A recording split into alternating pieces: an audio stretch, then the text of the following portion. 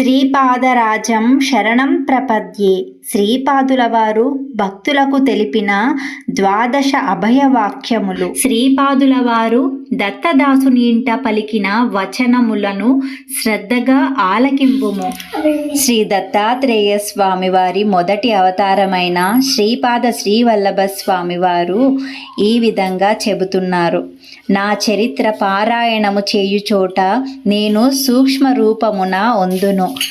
మనోవాక్కాయ కర్మలచే నాకంకితమైన వానిని నేను కంటికి రెప్పలా కాపాడుదును. శ్రీ పీఠికాపురమున నేను ప్రతినిత్యము మధ్యాహ్న సమయమున భిక్ష స్వీకరించెదను.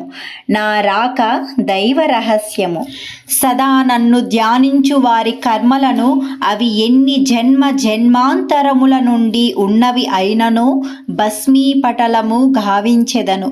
అన్నమో రామచంద్ర అను అలమటించిన వారికి అన్నమిడిన ఎడల నేను తప్పక ప్రసన్నుడయ్యదను.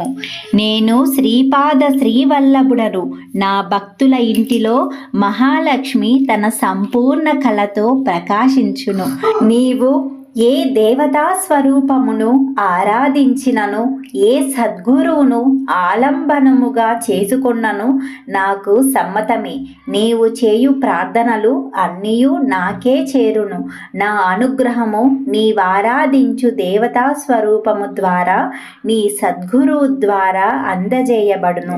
శ్రీపాద శ్రీవల్లభుడనిన పరిమితమైన ఈ నామరూపము మాత్రమే కాదు, సకల దేవతా స్వరూపములను సమస్త శక్తులను అంశలుగా కలిగిన నా విరాట్ స్వరూపము అనుష్ఠానము ద్వారా మాత్రమే నీవు తెలుసుకొనగలవు. నాది యోగ సంపూర్ణ అవతారము.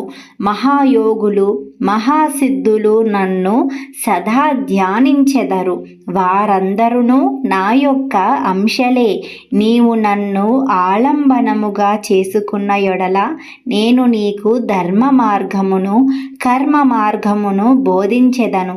నీవు పతితుడవు కాకుండా సదా నేను కాపాడెదను. శ్రీపాద శ్రీవల్లభులకు జయము జయము. జై గురుదత్త. సర్వం శ్రీ దత్తార్పణమస్తు. దిగంబర దిగంబర శ్రీపాద వల్లభ దిగంబర.